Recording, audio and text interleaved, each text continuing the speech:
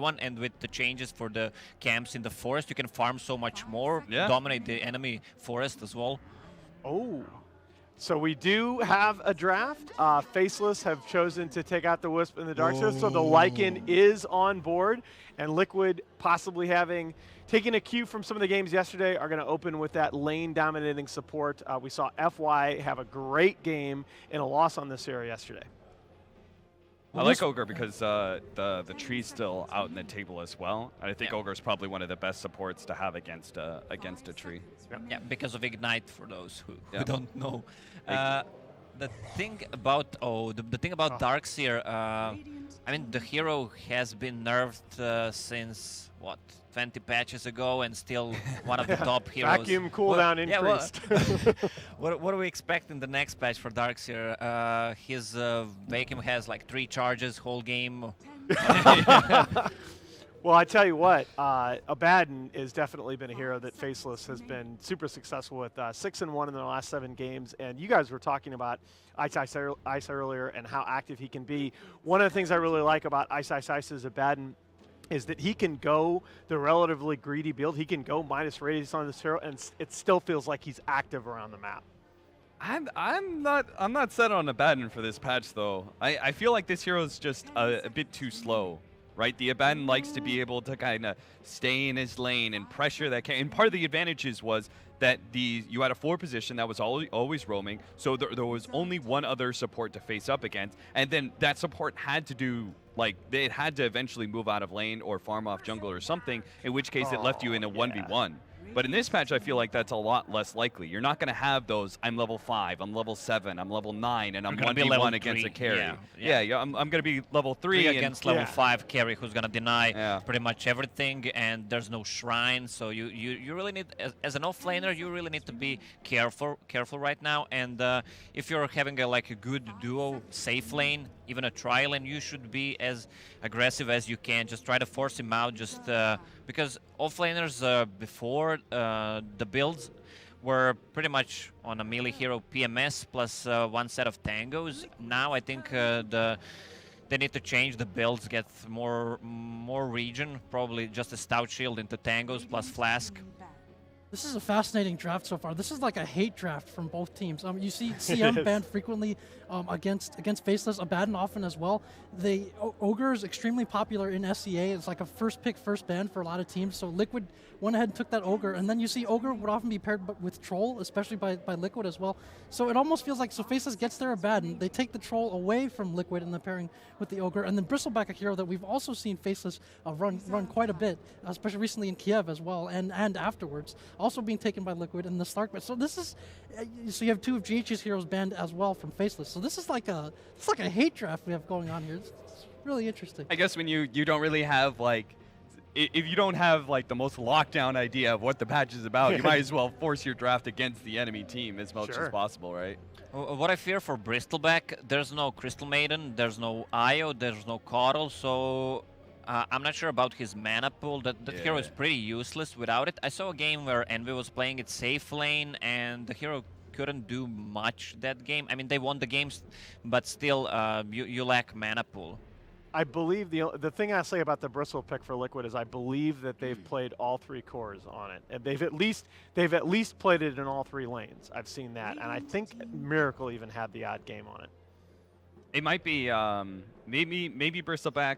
I still kind of think it's an okay mid, but maybe it goes back to the offlane again with some sort of support, because it's kind of like a Tidehunter, right? The very efficient use of regeneration allows you to have a longer presence in lane against supports. Although both teams still lacking in initiation right now. You really, the Abaddon draft that I think you're thinking of yesterday, Cap, when you're expressing your doubt about the hero, although that was a decent point, he was 5th picked, and the team that picked him just had no kind of initiation. You still have to have a way to start fights. Yeah, part of the deal is that I played so much Abaddon last patch, and I tried it this patch, and I just can't really get my, I don't know, it feels wrong. Well, there was that game yesterday. VGJ ran him with the Lifestealer, Troll, and Abaddon. And that was the 5th. That's the one I'm talking about. Not having initiation for that game was real bad. And I see kind of the same thing. You have a disruptor, But you don't have an aggressive offlaner to force things for you. Yeah. Again, you don't want to be reacting as a disruptor. You want to be taking the first step in team fights, setting up the an initiator that allows you to be able to follow up with the static storm and win the team fight and then get the extra kill with the glimpse. You don't want to be reacting to the enemy.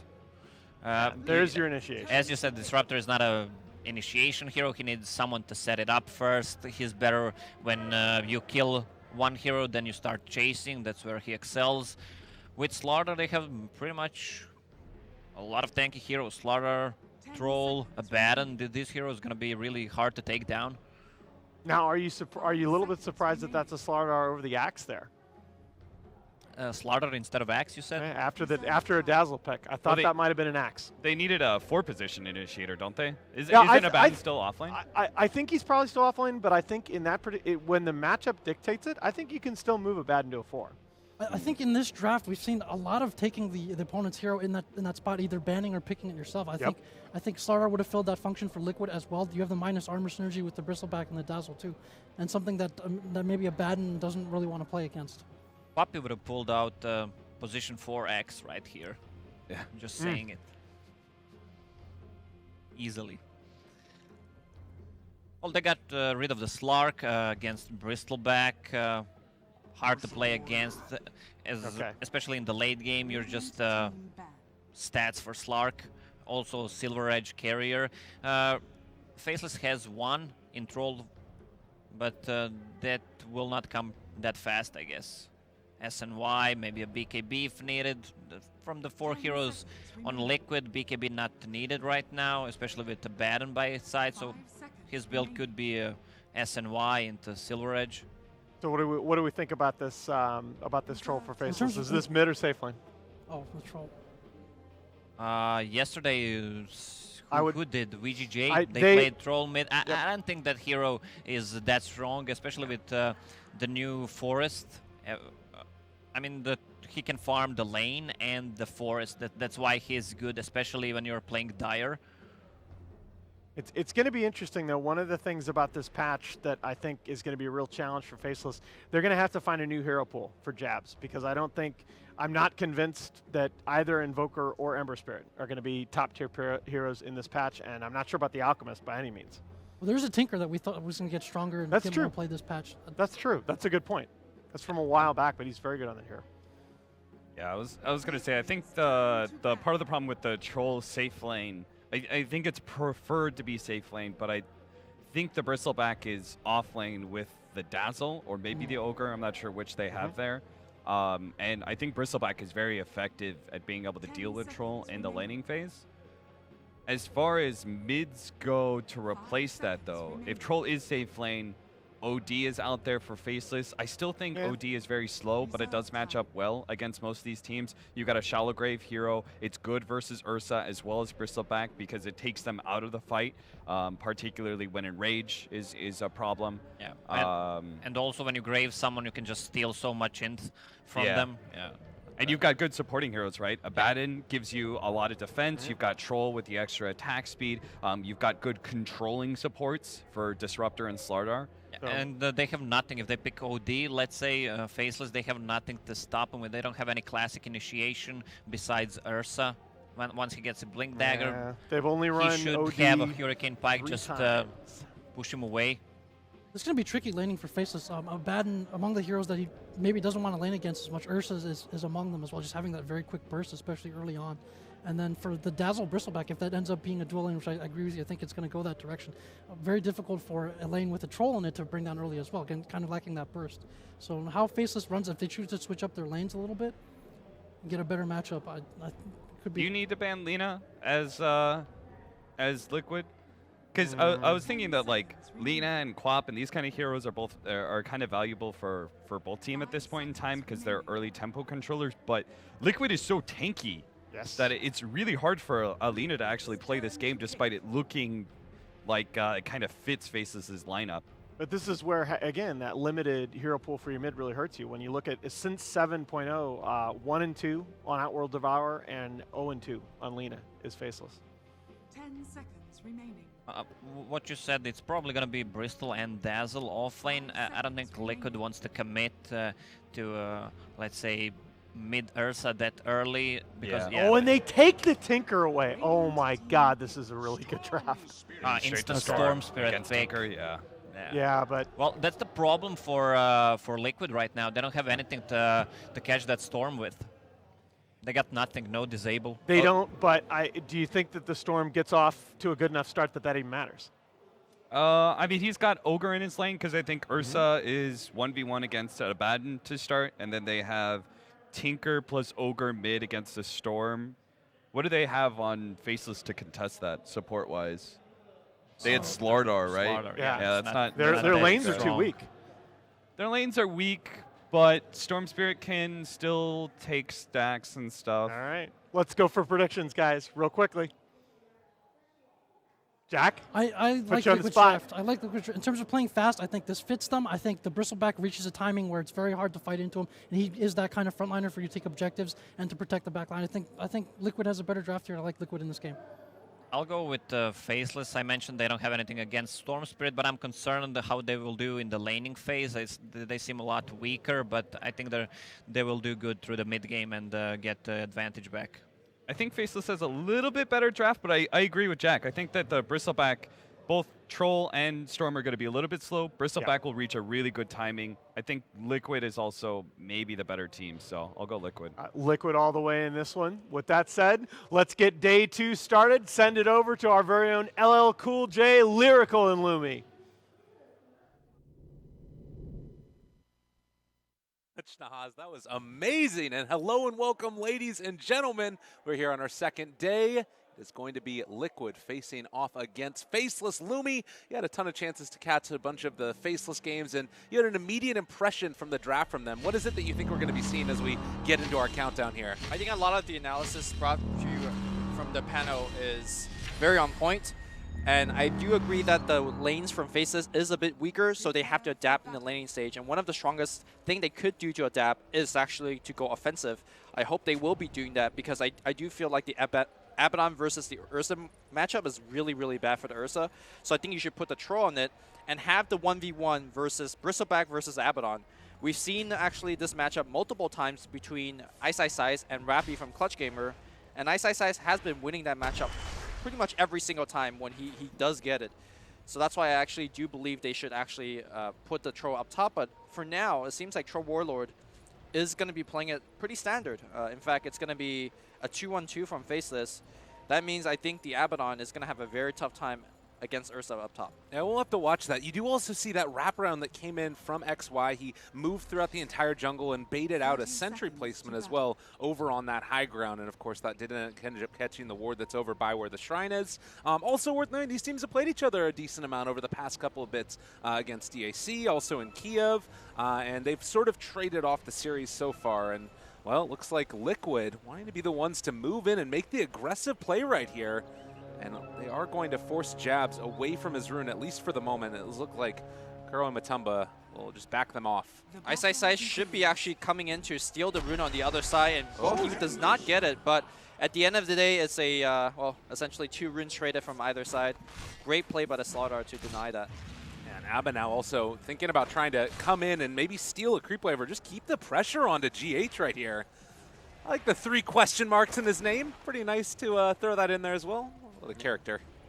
Ice has been question marking for days, and he might give a first blood, and that is truly the question mark here. Yeah, in trouble, slowed down for the moment. Does still have that Orb of Venom. The Earthshock is there as well. They don't have another Aphotic Shield, and well, looks like he's still just going to be able to make a little walk away, pull down a range creep for himself as well. Yep, he's going to make Ursa miss at least a creep kill or 2, but at the same time, you don't have the Shrine to fall back onto, so this is truly the walk of shame. He does have the teleport scroll purchase, so he could get right back into it. Determining on how the creep equilibrium grows, he might actually be able to find himself the quick level 2, you know, after this random scuffle. Yeah. So, you know, the initial early laning stage so far, it does look like it's just going to be the stock and standard. Miracle does have a little bit of help here in the mid lane from Kuro playing on this Ogre, and Jab still trying to CS the best of his abilities as well, as Kuro's going to take some creeps. They have some amount of damage onto him here. The slow's coming in as well. XY, he's going to have another stun as well, and they could potentially bring down the big and tanky Ogre. XY drawn first blood against Kuro, and Miracle looking for the follow-up, able to find it as well. Just a bloodbath here mid. You know, you say stock and standard. I do believe Faceless have the weaker stock and standard lane situation, but that first blood was so clutch by XY. And let's not forget he also secured the rune early on for Faceless, so very well played here by StarLadder. Yeah, very well done. And again, more pressure is now going to be mounted. You have the Abaddon who's been able to play his way away from that Ursa. And I think it's that early boots pickup. A very interesting decision there for Ice Ice Ice. Makes a ton of sense. You want to make sure you can keep that little separation away. And I think that's... I mean, is that enough of a determining factor where he can get a lot out of this lane? There's no way to lock him down, really. I believe so. And, you know, even if you take Dazzle Poison Touch, which is not too common early on, you still have the Aphotic Shield to break it off. So I think Ice Ice Ice understands that he could play cocky. And when he does play cocky, he can get away with a lot in this lane. And so far, he is. Yeah. Black, in the meantime, down here bottom, is facing off against the Bristleback. A little bit of a tough matchup. Troller does get armor, but can sometimes be a little bit rough. Just the strength of that Bristleback once he starts to get those levels up is... It seems like we're just kind of having this semi-dual mid type of thing. Ogre is down there by where the rune was as well, and it feels like there could be some more movement into here again as they're wrapping around on a Miracle. You do have Kuro coming in with an Isvisor as well. Have a little bit of the stun coming out, but don't decide to go for it fully. Yeah, mostly just harass jabs, trying to get his last hit going, and you can see that Miracle is slowly pulling ahead in terms of the last hit and deny department. And that is going to be a big deal. Jabso does get the bottom regen and start overloading away to get a couple more last hits. What a world we live in now where you just got this dual mids over and over again. Tried to break the bottle regen there of Miracle. Didn't end up working out. And so far, it's relatively even in terms of CS, though Miracle's a little bit ahead in terms of denies, with none for the supports, obviously. I actually think Ice Ice Ice is doing a lot better than what I would have given credit him for, because traditionally in the past, Abaddon has been going for, you know, the poor man's shield, just basically a ton of regen and just basically stick in the lane, right? And I don't think that actually works in this patch anymore. So great adjustment for Ice Ice Ice. Instead of just standing there and tanking the hits, he's just evading them all together with the boots. And you can see the big difference here is that mind control. Oh, in the jungle, jabs. He's just going to get brought down here. Yes, he is. Kuro just punches him to death. Kuro might get the return kill onto him, because you got to keep in mind Storm will be porting back relatively soon. Great rotation here coming out from the Disruptor. That is going to be a return kill, I believe. Well, they end up taking him down, and they break down the StarLadder beforehand. So Kuro getting the XP for that. It ends up working out further into Liquid's favor off of that rotation. Look at this adjustment by Miracle. He's not going for the standard build where you put a couple points into March of the Machine. He is maxing laser rockets. This is taking me back to like 2010 Tinker play. I mean, he's upset. Both of these teams have a lot to prove in this. I don't think either were happy with their stance after Kiev, and obviously wanting to have a chance towards that direct invite moving forward and everything else. And of course, just winning the tournament. These teams, these players want to win. As Nuts is going to get punched in the face a couple more times as Kuro wants to man up against him. There's a lot of damage coming out. Kuro is now under a little bit of fire himself. They even brought in Black from the safe lane, and well, he ends up going down. Another death for Kuro. I just want to point a little bit more about the Storm build. The fact that he's going for max laser rocket means once he gets a quick BOT, it's not a, you know, let's go back into jungle and farm the jungle multiple lanes. He's going to join the Ursa and Bristleback to fight a lot, which seems to be the tempo of this new draft. And the fact that Faceless is pulling a little bit ahead in terms of the lane stage, I think is going to, well, weather this Storm a little bit. Well, it's sort of tough, though, because like you look at the way it's going, and you do still have that CS pretty heavily into the favor of Liquid, and you see that Abaddon, while he's been able to get some experience in that lane, he still has been forced to return back to home as well. So it's sort of, I'm still waiting to see, because it feels as if those first couple of fights are going to be very determinative of where the game goes from here. I mean, something that was said in the analysis, and I need to repeat, is that once Storm takes off, there is no lockdown for him. Like, you have, what, a Fire Blast to control him? And maybe when Basher comes out from the Ursa, but that's a long time from now. So I think if Faceless could go into the mid-game intact, they are going to be pretty much unstoppable. The question is whether this Storm will have the good laning stage. So far, he is struggling mightily. Look at the difference in terms of deny. Tinker is up 17 denies over the Storm Spirit, We have almost a level 7 Tinker to a level 5.5 Storm Spirit. This is one of the biggest lane disparity you could have. Yeah. Black just trying to force back Kuro as well. They're running into a couple of issues there. I mean, for goodness sake, the Dazzle has 12 CS at this point on Liquid as well. Miracle, in the meantime, he's still sort of holding on to the rest of those points after taking 3 in Laser and the 2 in Rockets. Might think about taking more if there's a fight that breaks out, but can save it up for the March of the Machines as well. He's actually going to have a very early timed BOTs, probably like 8.5 minutes, which is absolutely absurd, considering that his team hasn't really been stacking for him. Neither, like, he hasn't really needed to take any stacks. So, bottom lane here, Mind Control looks like he will be going down. Yeah, a nice pickup here. The Disruptor coming in. It's still a little bit of the Quill's damage being expended, but they need to make sure that they are getting that Troll Warlord off to a good start. Now, taking a look at the net worths, you can see Tinker leading the pack as the moment at least. But we'll have to see how those next couple minutes work out. As you get those Boots of Travel up, since he does have so many points in Laser, do you think he could start trying to wrap around to different lanes and find kills there? I think that's the goal, right? Like, once Matumba Man gets the Blink Dagger, he's going to join the Big Bear to actually jump in simultaneously and get really quick kills. Ooh, GH, maybe in a little bit of trouble. They also have some other rotations that are coming in from the supports of Faceless. Yep. This is Faceless's bread and butter early game. They love to smoke for double roam supports.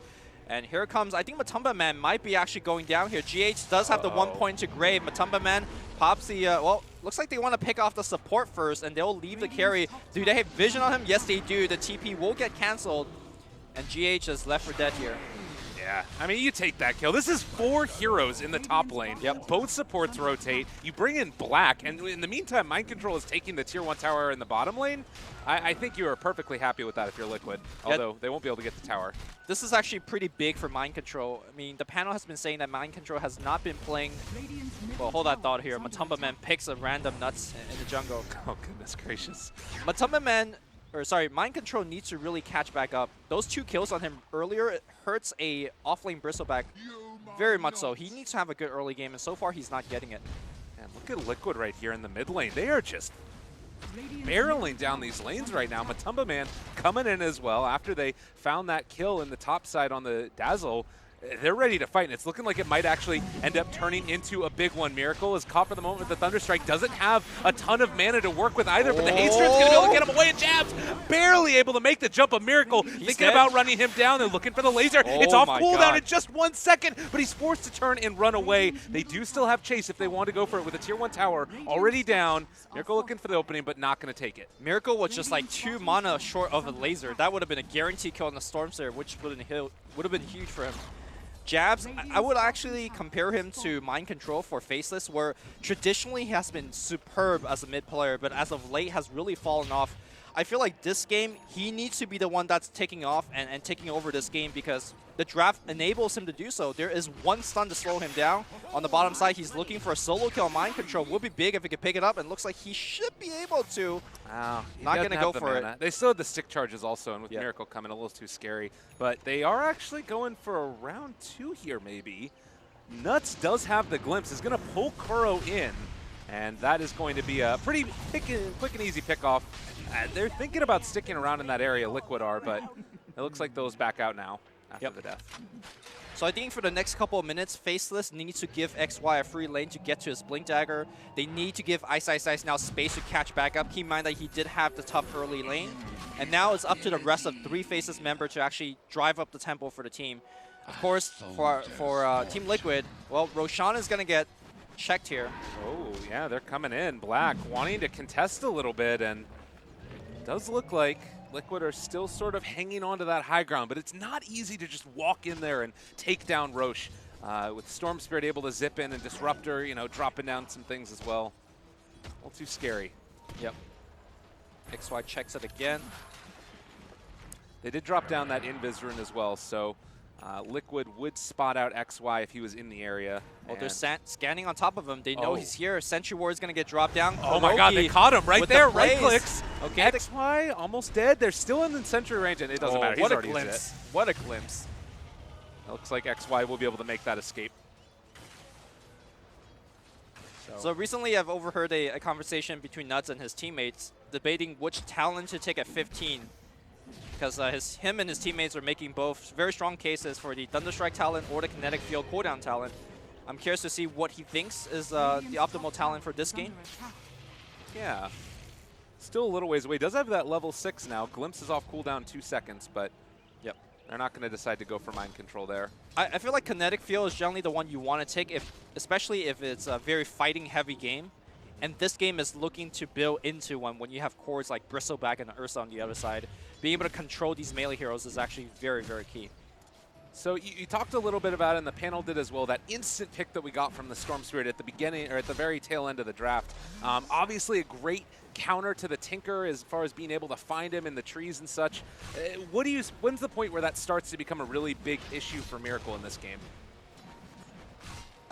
Is it like an item, or is it more from the timing of Jabs' Bloodstone till when Team Liquid picks up items that could counter the Storm? So Hex is coming out from the Tinker to Ursa's Blink Dagger. So these two items could quote-unquote kill the Storm.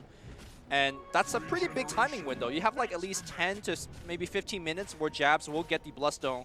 Obviously, Jabs, I think he's underfarmed for a Storm, and Tinker is very overfarmed for where he should be at this point. So that timing window for Faceless will be shrunken down. Stupendous. Okay.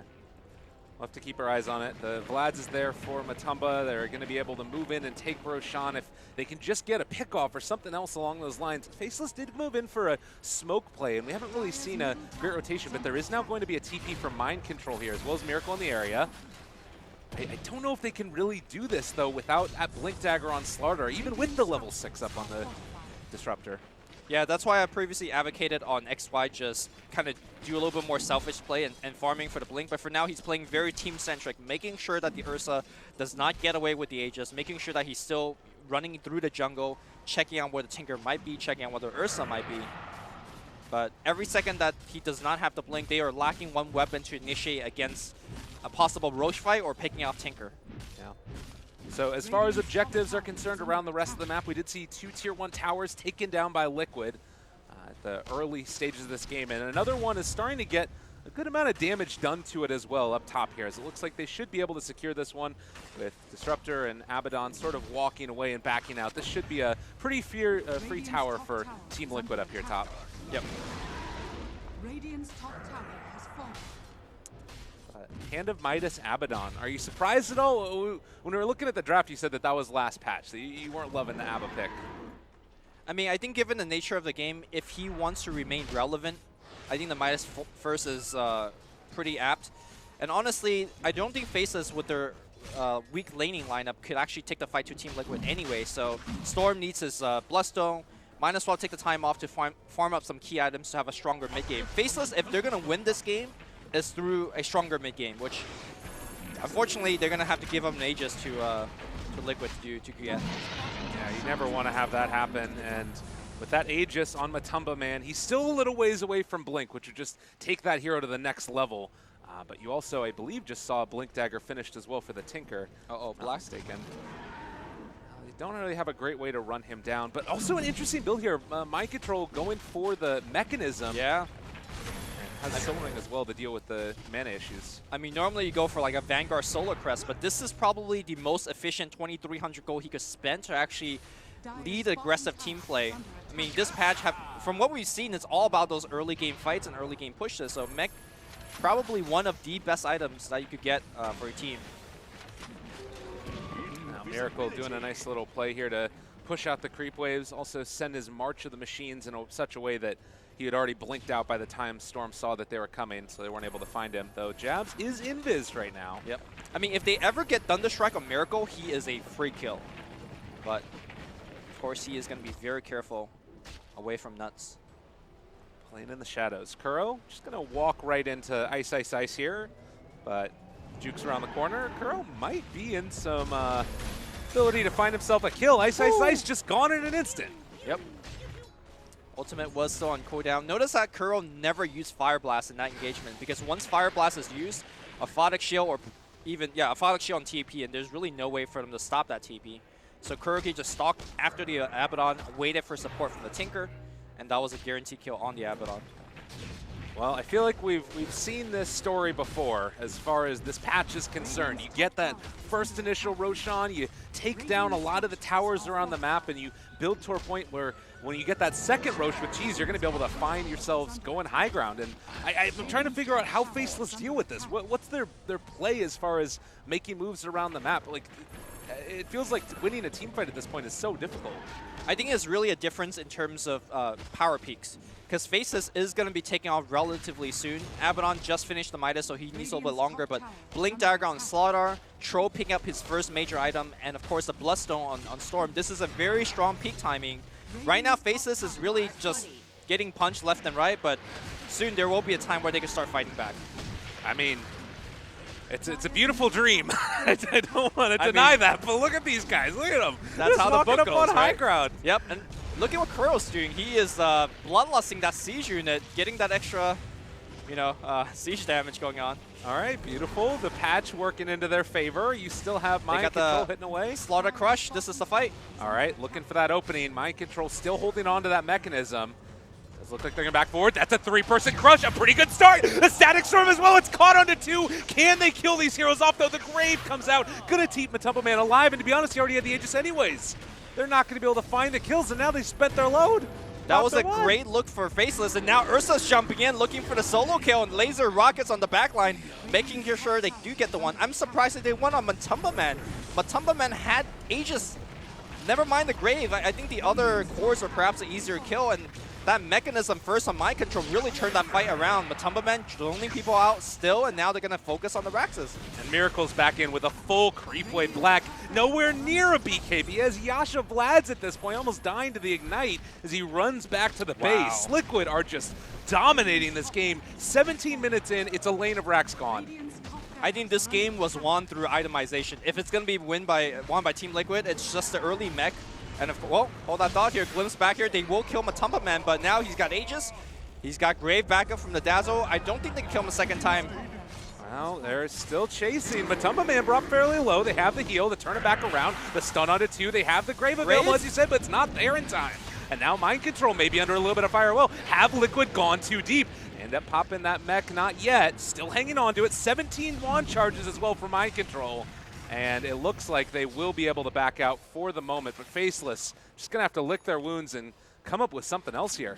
Yeah, I mean, the Dazzle Grave, it might look like he was out of position, but you got to keep in mind that XY was zoning on the back line, making sure that he's crushing the Dazzle.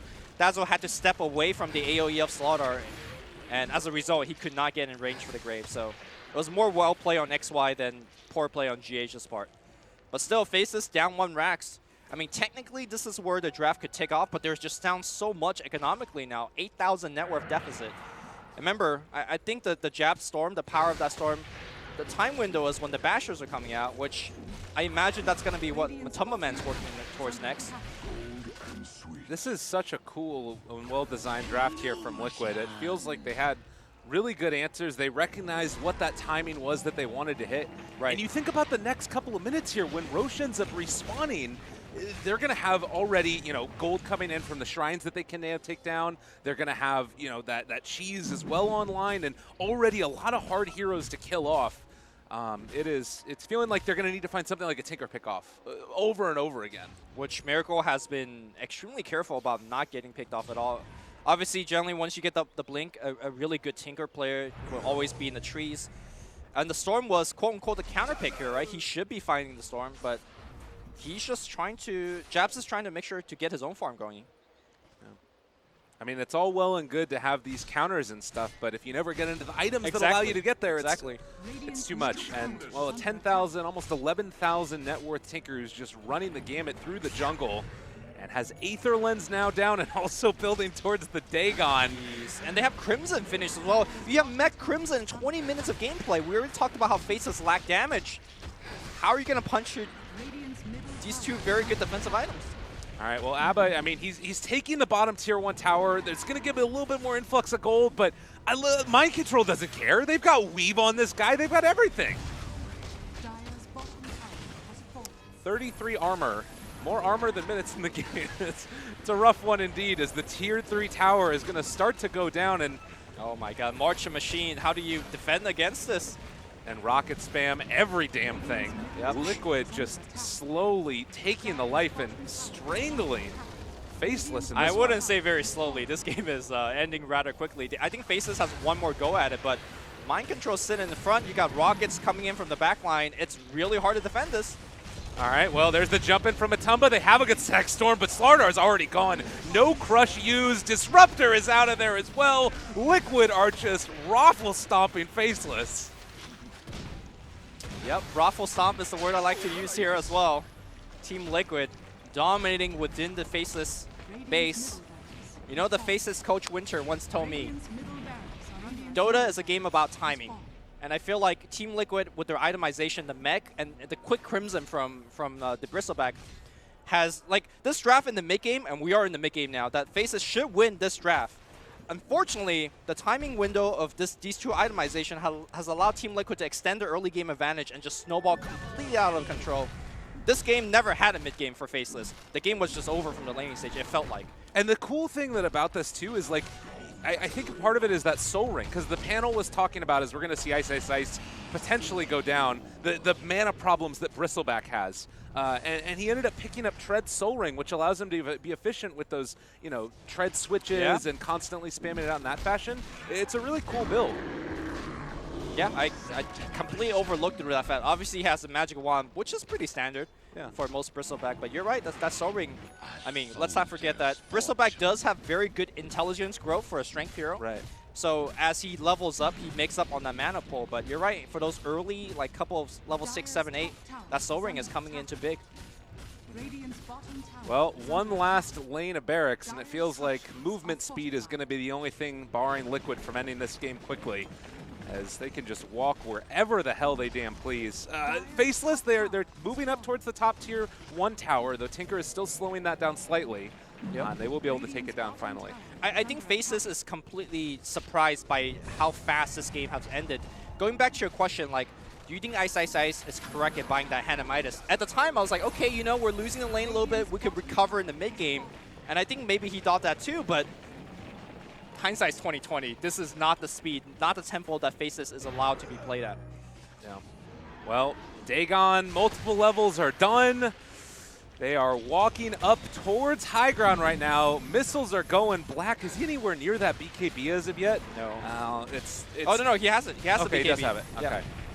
Seeing what they're showing us here is Say still taking some damage. There's XY as well as the Disruptor off to the side, but Kuro is walking over this direction. Now the smoke ended up popping. They spot him out. The crush only connects onto the Ogre. Matumba Man jumps in on him instead, and they do have that stack storm down, but there's nothing at all. Miracle is the one who is going to be able to deal the damage, find the kills, and Jabs can only look on in dismay as the rest of his team has already been brought down, and he's dead as well. Matumba Man beats down Black.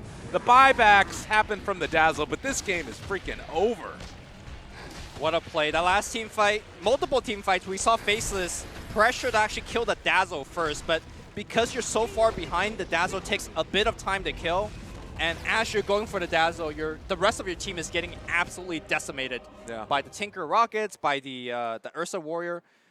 A lot of small, intricate plays here by Team Liquid that I would love more time to talk about, but unfortunately this is yet another 25-minute GG. I know. Welcome to 6.07. Or 7.06 rather. 6.07 was like 10 years ago. I mean, we can welcome him to that too. Sure. Maybe it's a return to some of that. But to me it was like, it felt vicious, right? Like there's just running at him constantly. The big bear man was just eating people up. As far as sort of MVP for you or anybody that really stood out, a performance in particular that you really liked? No, this was more of a team thing. So I guess Kuro for drafting up the strategy. Totally. Very well done. Maybe a little bit to the coaches, managers, whatever. We'll Sure, throw some stuff their way as well. But I do believe we have some more people that want to talk about it. 4 people on the panel. I don't think that they thought they'd be back out here so quickly. What did you guys think of the game?